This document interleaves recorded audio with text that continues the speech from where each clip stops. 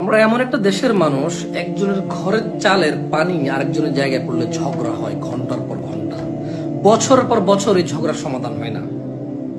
আপন চাস্তো ভাই, আপন মায়ের পেটের ভাইয়ের ঘরের চালের পানি আপন মায়ের পেট ভাইয়ের ঘরের সীমানায় পড়লে এটা নিয়ে ঝগড়া হয়, মারামারি, কোপাকুপি, কাটাকাটি হয়, মামলা পর্যন্ত হয়।